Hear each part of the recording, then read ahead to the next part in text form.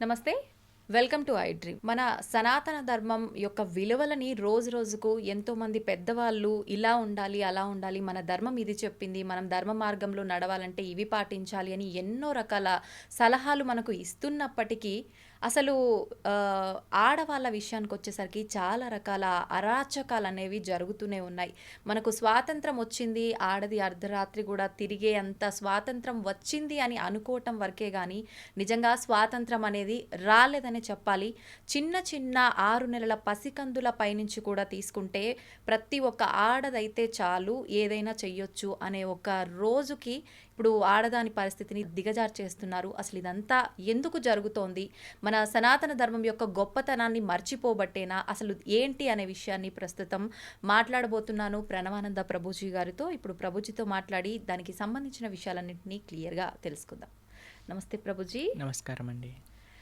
ప్రభుజీ, మనకు ఎంత స్వాతంత్రం వచ్చినా ఎంతోమంది గొప్పవాళ్ళు మీలాంటి వాళ్ళు ఎన్నో రకాలుగా మంచి మంచి విషయాలు తెలియచేస్తున్నా కూడా ఆడవాళ్ళ విషయానికి వచ్చేసరికి వాళ్ళ పైన జరిగే అఘాయిత్యాలు అరాచకాలు మాత్రం ఏ రోజు తగ్గట్లేదని చెప్పాలి ప్రభుజీ. గత కొన్ని రోజుల నుంచి చూస్తున్నాం, చిన్న చిన్న పిల్లల నుంచి ఉయ్యాలలో ఉన్న పసికందు పై నుంచి కూడా అత్యాచారం జరిగే విషయాలైతే వింటున్నాం. ప్రస్తుతం చూసుకుంటే ఒక 10 రోజుల నుంచి ఒక విషయం అయితే ఎక్కువగా వింటున్నాం. కోల్కతాలో జూనియర్ డాక్టర్ పైన జరిగిన సంఘటన అసలు అది మాట్లాడడానికే చాలా బాధాకరమైన విషయం. ఎందుకు ప్రభుజీ ఇలాంటివన్నీ ఎందుకు జరుగుతున్నాయి? ఇంత ఘోరమైన పరిస్థితులు తలెత్తుతున్నప్పుడు భగవంతుడు ఎందుకు అవి ఆపటానికి ప్రయత్నం చేయట్లేదంటారు? మీకు ఒక విషయం చెప్తాను. మీరు అన్నారు మీలాంటి వాళ్ళు ఇన్ని విషయాలు చెప్తున్నా సరే ఎందుకు ఈ సమాజం మారట్లేదు అని. మేము ఇన్ని విషయాలు చెప్తున్నా సరే ఎంతమంది వింటున్నారండి? ఎంతమంది తల్లిదండ్రులు తమ పిల్లల్ని ఒక మంచి మార్గంలో మంచి ఎగ్జాంపుల్స్ చూపించి పెంచుతున్నారండి? ఇప్పుడు ప్రస్తుత సమాజంలో ఎలాంటి సీరియళ్ళు నడుస్తున్నాయి, ఎలాంటి సినిమాలు నడుస్తున్నాయి మీకు తెలియదా? స్త్రీని ఒక లేడీని ఎంత ఆబ్జెక్టిఫై చేసి చూపిస్తున్నారు. మనం చూడట్లేదా అండి ఈ ప్రపంచంలో? చూస్తున్నాం.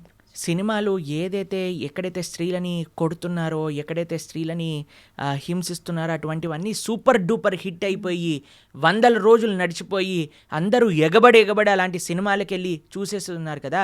మరి అలాంటి విషయాలను ప్రోత్సహించినప్పుడు మరి ఈ సమాజంలో అలాంటివే కదండి అయ్యేది. మనం ఇంత ప్రార్థన చేస్తూ ఎన్నిసార్లు ఇప్పుడు మిమ్మల్ని మేము ఎలా పిలుస్తాం చెప్పండి? మాతాజీ అని పిలుస్తారు. మాతాజీ అని పిలుస్తాం, అంతేనా? ఎప్పుడైతే మనము ప్రతి ఒక్క స్త్రీని అమ్మ అనే ఒక పేరుతో గౌరవిస్తామో అప్పుడు ఎటువంటి ఇలాంటి భావన రాదండి. ఏ సినిమాలో మీకు ఇలాంటి భావన చూపిస్తున్నారండి? లేదు ఎక్కడ. ఏ సీరియల్ కానీ, ఏ టీవీ ఛానల్లో కానీ, ఏ మూవీ క్రియేషన్లో కానీ స్త్రీ పైన గౌరవము, రెస్పెక్ట్ అనేది ఉంటుందా? ఎంత ఈజీగా ఈ ఒక స్త్రీ అనేది నీ ఎంజాయ్మెంట్ కోసమే పుట్టింది కాబట్టి నువ్వు ఏదైనా చేసుకోవచ్చు, కొట్టినా పర్వాలేదు, తిట్టినా పర్వాలేదు, ఏదైనా పర్వాలేదు, ఎవ్రీథింగ్ ఈజ్ నార్మల్ అని లక్షల కోట్లు మీరే ఇచ్చి మీ పిల్లల్ని మీరు తీసుకెళ్ళి ఆ సినిమాలను ప్రోత్సహించి ఈరోజు ఇలాంటివి అయినా ఇప్పుడు ఎందుకు అవుతున్నాయి అని మనం ఎలా అడుగుతాం చెప్పండి? మీకు ఒక విషయం చెప్తాను. శాస్త్రంలో ఒక విషయం చెప్పున్నారు. మాతృవత్ పరదారేషు పరద్రవ్యేషు లోష్టవత్ ఆత్మవత్ సర్వభూతేషు యః పశ్యతి స పండితః. నిజంగా ఒక వ్యక్తి మంచివాడవుతే, నిజంగా చెప్పాలంటే మగవాడు అని అనాలి అని అంటే మాతృవత్ పరదారేషు, తన భార్య తప్ప మిగతా వాళ్ళందరినీ కూడా ఒక మాతృ స్వభావంతో చూడాలి. మాతృవత్ పరదారేషు పరద్రవ్యేషు లోష్టవత్, వేరే వాళ్ళ యొక్క ధనాన్ని చెత్తతో సమానంగా చూడాలి. నీకెంత భగవంతుడు ఇచ్చాడో అది నాది, వేరే వాళ్ళ ధనం నాకు అవసరం లేదు. ఆత్మవత్ సర్వభూతేషు, నువ్వు ఎలా ట్రీట్ చేయాలి నిన్ను అని అనుకుంటున్నావా అలా వేరే వాళ్ళని ట్రీట్ చేయి నువ్వు ఫస్ట్. అలాంటి వాడు నిజమైన ధీరుడు అని మన శాస్త్రములు చెప్తున్నాయి. ఈ భావన మీరు ఎక్కడైనా సినిమాలో చూసారా? ఎక్కడైనా సీరియల్లో చూసారా? ఎక్కడైనా టీవీలో చూసారా? లేదు. ఎంటర్టైన్మెంట్ పేరుతో ఈరోజు మొత్తం చిన్న చిన్న పిల్లల యొక్క మనస్సు నుంచి మొత్తం కరప్ట్ చేసేస్తే, ఇప్పుడు చెప్పండి, తప్పు చేసేవాడికి తెలియదా? ఇప్పుడు ఒక మర్డర్ చేయటం తప్పు, ఒక స్త్రీని అవమానించటం తప్పు, లేదా ఈవ్ టీజింగ్ తప్పు, ఇవన్నీ తప్పు అని చేసేవాడికి తెలియదా అండి? ఎందుకు చేస్తున్నాడు? ఎందుకంటే వాడు చూసే విషయాలన్నీ కూడా ఉన్నాయి, అది నార్మల్ అనుకుంటున్నాడు. లేదా చేస్తే ఏముంది, లేదా ఇంకొక విషయం ఏంటంటే తన ఇంద్రియాలను కంట్రోల్ చేసుకోలేక చేస్తున్నాడు. ఇప్పుడు మీకు ఒక విషయం చెప్తాను. తప్పు చేసేవాడికి తెలిసి తప్పు చేస్తున్నాడు అని అంటే తన ఇంద్రియ నిగ్రహం లేకపోయింది. ఎందుకు ఇంద్రియ నిగ్రహం లేకపోయింది? ఎందుకంటే ఆయనకి ఎటువంటి ఆధ్యాత్మిక బ్యాకప్ లేదు. ఓకే. మనం పెంచేది కేవలం సుఖం సుఖం సుఖం. నానా చదువుకో, బాగా చదువుకుంటే ఏమొస్తుంది? సుఖపడతావు. కాబట్టి మనం ఎప్పుడైతే సుఖం సెంట్రిక్గా పెంచుతున్నామో వాడు అనుకుంటాడు ఇది కూడా నాకు సుఖమే కదా.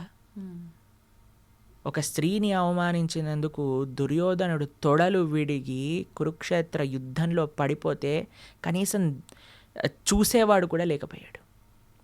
రావణాసుడికి 10 తలలు తెగి కింద పడిపోయాయి. మండోదర వచ్చి నీ కర్మ వల్ల నువ్వు ఇలా తయారయ్యావురా నీచుడా అని తిట్టింది లాస్ట్కి. అలాంటి పరిస్థితి వస్తుంది. ఎవరైతే రామాయణ భాగవతాలు చెప్పి పెంచుతారో, నాన్న ఇలాంటి తప్పులు చేస్తే ఇలా అవుతుంది. మీకు ఒక విషయం చెప్తానండి, ఈ విషయం చాలామంది అంగీకరించకపోవచ్చు. జనరల్ విషయంగా మనం మాట్లాడుకుంటే మగవారిది ఎంత బాధ్యత ఉన్నదో ఇలాంటి తప్పులు చేయకుండా. ఇప్పుడు ఇది ఒక ఈకో సిస్టమ్ అండి. మనం లాస్ట్ టైం కూడా మాట్లాడుకున్నాం. ఒక తప్పు జరగకూడదు అని అంటే ఒక వ్యక్తి పైన డిపెండ్ అవ్వకూడదు, మొత్తం ఒక సొసైటీ పైన డిపెండ్ అయి ఉంటుంది. తల్లిదండ్రులు ఎలా పెంచుతున్నారు, మనం చూపించే సినిమాలు, సీరియళ్ళు, వాళ్ళకి ఎక్స్పోజర్ ఏమని ఉన్నది, తర్వాత మన యొక్క ఫ్రెండ్ సర్కిల్ ఎలా ఉన్నది. ఇంకొక విషయం చెప్తాను, ఎంత పురుషుడికి ఎంతైతే ఇంద్రియ నిగ్రహం ఉండాలో, ఎంత రెస్పెక్ట్ఫుల్ యాటిట్యూడ్ ఉండాలో, అంతే ఒక స్త్రీకి కూడా ఆ రకమైన గౌరవం, ఒక డిస్టెన్స్ మెయింటైన్ చేయడం అనేది తెలుసుకోవాలి. ఇలాంటి కేసుల గురించి మాట్లాడట్లేదండి, జనరల్ సొసైటీ గురించి మాట్లాడతాం. ఎవరికి ఏ హద్దు ఏంటి అని తెలుసుకోవాలి మనం. ఇప్పుడు మీకు ఒక విషయం చెప్తాను, మీరు ఆశ్చర్యపోతారు. ఇప్పుడు నేను కాషాయ వస్త్రం వేసుకున్నాను, భగవంతుడి యొక్క సేవలో ఉన్నా. మేము ప్రోగ్రామ్కి వెళ్ళినప్పుడు కూడా కొంతమంది మమ్మల్ని ప్రభుజీ మీరు మమ్మల్ని పెళ్లి చేసుకుంటారా అని అడిగిన వాళ్ళు కూడా ఉన్నారు, తెలుసా మీకు? అలా ఎలా అడుగుతారు ప్రభుజీ అసలు? అదే నేను చెప్తున్నాను. అందుకే మేము ఎప్పుడు కూడా ఒంటరిగా ఏ ప్రదేశానికి వెళ్ళాం.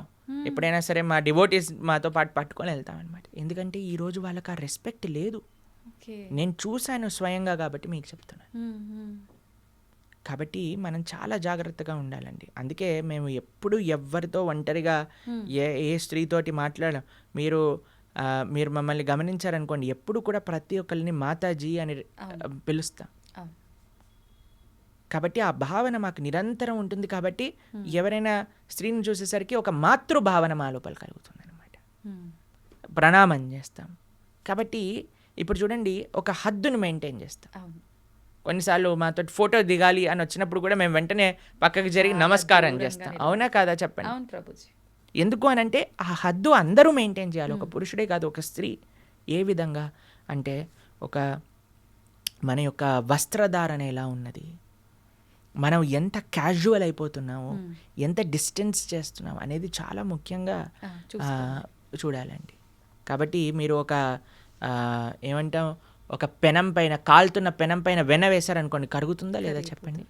ఏయ్ నేను కాలుతాను కానీ నువ్వు కరగద్దు అని అంటారా? వెన్న ఆగగలుగుతుందా అండి? సాధ్యపడదు. కాబట్టి మనం ఈ హద్దును మెయింటైన్ చేయాలి, ఒక స్త్రీ ఒక అందుకే మన సనాతన ధర్మం is a very beautiful society అండి. ఎలా స్త్రీలు ఎలా ఉండాలి, పురుషులు ఎలా ఉండాలి, నీ యొక్క బాధ్యత ఏంటి, నీ యొక్క బాధ్యత ఏంటి, ప్రతి ఒక్కళ్ళకి వాళ్ళ వాళ్ళ బాధ్యతలు చెప్పారండి. రాముడు ఏకపత్ని వ్రతం చేశాడు ఆయన. అలా సీతమ్మ తల్లి అంత పతివ్రత వ్రతం ఆవిడ చేసేది. ప్రతి ఒక్కరికి వ్రతం ఉన్నదండి, పురుషుడికి ఉన్నది, స్త్రీకి ఉన్నది. లేదు పురుషుడు ఒక్కడే చేయాలి, స్త్రీ నేను ఎలా ఉన్నా పర్వాలేదు అని మనం అనకూడదు. అలా అని వాళ్ళు ఏదైనా పర్వాలేదు మనకు బానిసలు అని వీడు అనుకున్నాడు అనుకోండి, పరమ చండాలమైన ఆలోచన అది. కాబట్టి ఈ సొసైటీ మారాలి అని అంటే దేనివల్ల మారుతుంది అని అంటే మనం దేన్ని ప్రోత్సహిస్తున్నాం, దేన్ని చూపిస్తున్నాం, దేన్ని వినిపిస్తున్నాం. అవును. మీకు ఒక విషయం చెప్తాను. రామాయణం సీరియల్ చూపించినప్పుడు, ఎప్పుడైతే ఫస్ట్ టైం రామాయణ సీరియల్ భారతదేశంలో చూపించారో క్రైమ్ రేట్ ఆటోమేటిక్గా తక్కువైపోయిందట. ఎందుకంటే అందరూ రామాయణాన్ని చూస్తున్నారు, అందరూ అందులో ఉండే మంచి విలువలను చూపిస్తున్నారు. దాని తర్వాత ఎప్పుడైతే మీకు ఒక విషయం చెప్తాను, మీరు చాలా ఆశ్చర్యం అనుకోవచ్చు, ఎందుకు ప్రభుజీ సీరియళ్ళని సినిమాలని ఇలా అంటున్నారు అని అంటే దాని యొక్క ప్రభావం ఉంటుంది. రీసెంట్గా మేము ఒక వీడియో చూసాము, అందులో ఒక చిన్న పిల్లవాడిని అడుగుతున్నారు, ఇంత చిన్న వయసు నీది గుట్కా తింటున్నావు, ఏం అవ్వదా నీకు అని అంటే, హీరోకి ఏమవ్వంది నాకెందుకు అవుతుంది అని అన్నాడు. అయితే ఆ హీరోకి ఎందుకు అవుద్ది అంటే, ఆయన తింటున్నాడు కదా యాడ్లలో, ఆయనను చూసే నేను తిన్నా. ఎందుకంటే ఏదైతే చూపిస్తుందో అండి దాని మన పైన ప్రభావం ఉంటుంది. మీకు ఒక విషయం చెప్తాను, మొన్న నేను ఒక రీసెర్చ్ పేపర్ చదివాను, అందులో 52% స్మోకింగ్ ఆన్ స్క్రీన్ పైన చూసి పిల్లలు స్టార్ట్ చేశారట. 52% smokers have seen it on screen. సగానికి ఎక్కువ మంది అప్పుడు నేర్చుకున్నారట. ఇది ఒక అమెరికాలో ఒక రీసెర్చ్ పేపర్, మీరు టైప్ చేయండి ఇంటర్నెట్లో మీకు దొరుకుతుంది. అందుకే మేము చెప్తున్నాం, పిల్లల్ని బాధ్యతాయుతంగా పెంచండి, అటు ఆడపిల్లైనా మగపిల్లవాడే. సంస్కారములు నేర్పించండి. ఫ్యాషన్ అని వెస్ట్రన్ సొసైటీ యొక్క ఫ్యాషన్ని భారతదేశం, మీకు ఒక విషయం తెలుసా అండి, అమెరికాలో పాశ్చాత్య దేశంలో 10-15 పెళ్ళిళ్ళు చేసుకుంటూ పెళ్ళి డైవర్స్, పిల్లవాడు ఎవరు తండ్రో తెలీదు, ఎక్కడో తెలీదు, ఆడవాళ్ళు మొత్తం కూడా బాధపడుతూ గవర్నమెంట్ డబ్బులు ఇస్తే దాంతో బ్రతుకుతూ మెంటల్ హెల్త్తో ప్రాబ్లం అయ్యి ఎన్ని రకాల నానా అఘాయిత్యాలకి గురవుతున్నారు అనేది మీరు పాశ్చాత్య దేశాన్ని అనుకరిస్తే పాశ్చాత్య దేశంలో ఎలా ఉందో ఒకసారి అర్థం చేసుకోండి. ఫ్యాషన్ పేరుతో వెస్టర్న్ వరల్డ్ని మనము ఇమిటేట్ చేయటం కాదండి మనకు కావాల్సింది. మన సనాతన భారతీయ విలువలు మనం పాటిస్తే అది నిజమైన ధైర్యము, అది నిజమైన శక్తిని, నిజమైన ప్రొటెక్షన్ని మనకు కలిగిస్తూ ఉన్నది. కాబట్టి ఎంత మగవారు బాధ్యత వహించాలో అంతే ఆడవారు బాధ్యత వహించాలి. ఇద్దరూ సరిసమానంగా తమ యొక్క బాధ్యతలు, తమ యొక్క హద్దులు తెలుసుకున్నప్పుడే ఈ ప్రపంచం అనేది బాగుంటుంది. దాంతోపాటు స్ట్రిక్ట్ లాస్. ఎప్పుడైతే దుర్యోధనుడు అలా ఆ తప్పు మాట అన్నాడో, ఏమన్నాడండి, కర్ణుడు ఐడియా ఇచ్చాడు తెలుసా మీకు. ఫస్ట్ మహాభారతంలో ద్రౌపదీదేవిని తీసుకొచ్చి వస్త్రాపహరణం చేయమన్న ఐడియా ఎవరిదో తెలుసా? కర్ణుడిది. ఓకే. నేను ఒక వీడియో కర్ణుడి గురించి చేసిన వీడియోలో కింద చూస్తే Karna is emotion, Karna is life, Karna fans, వీళ్ళందరూ కూడా అలాంటి దోవకి చెందిన వాళ్ళు. కేవలం ఒక సినిమా రావటం వల్ల కర్ణుడు గొప్పవాడు అవ్వడండి. కర్ణుడు ఉన్నాడు అని చెప్పినదే మహాభారతం. మహాభారతాన్ని ఏదైతే జరిగినట్టుగా వ్యాసుల వారు దేన్నైతే ప్రస్తావన చేశారో ఆ విషయాలను ఫస్ట్ మనం అర్థం చేసుకోవడానికి ప్రయత్నం చేయాలి. వ్యాసుల వారు ఏమన్నారు, ఎందుకు, ఏం చేశాడు కర్ణుడు అని మన వాళ్ళకండి. అందుకే నేను చెప్తున్నాను కదా, సినిమా యొక్క ప్రభావం ఎంత ఘోరంగా ఉన్నది అనే విషయాన్ని అర్థం చేసుకోవాలి. కాబట్టి ఈ విషయాన్ని మళ్ళీ మీకు ప్రస్తావన చేస్తున్నా. కర్ణుడు అంటున్నాడు, ధర్మమా, నేను రథచక్రాన్ని తీస్తున్న కృష్ణ ఆగాలి, నా పైన బాణం వేయకూడదు అని అంటే ద్రౌపదీదేవిని వస్త్రాపహరణం చేయటం చెప్పటం ధర్మమా నీదిరా? కాబట్టి నీలాంటి ధర్మాధర్మ విచక్షణ లేని వాడికి మేమేంటి ధర్మం చూపించా, వెయ్యి అర్జున బాణము అని అన్నాడు. కాబట్టి ఎవరైతే ఇలాంటి తప్పులు చేస్తారో వాళ్ళకి కఠినాతి కఠినమైన ఘోరమైన శిక్ష వేస్తే మిగతా వాళ్ళందరూ భయపడాలి. అలా ఉండాలండి.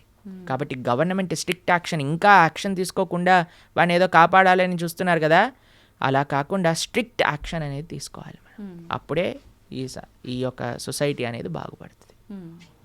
నిజంగా ప్రభుజీ, కఠినమైన శిక్ష పడాలి అని మనం అనుకుంటున్నాం, కానీ చాలామంది ఇలాంటి ఘోరాలు చేసిన వాళ్ళు స్మూత్గా తప్పుకుంటున్నారు, ఎటువంటి శిక్షలు పడకుండా చాలా మందిని చూస్తున్నారు. అదే కదండి, అలా ఉండకూడదు.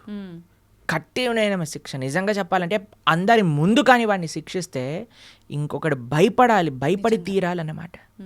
ఎక్కడైతే ఇలాంటి వాళ్ళకి ఏమి పెద్ద పెద్ద కోర్టు చుట్టూ తిప్పటాలు అవి ఇవి అన్నీ చూపించటాలు ఏం లేదండి. తప్పు చేశాడంటే అందరి ముందు శిక్ష వేసేయాలి, అయిపోతుంది అంతే.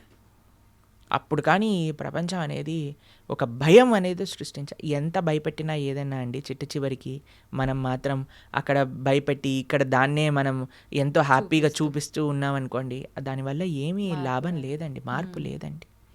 కాబట్టి మీకు తెలుసు మేము ఏ సినిమాల గురించి మాట్లాడుతున్నామో.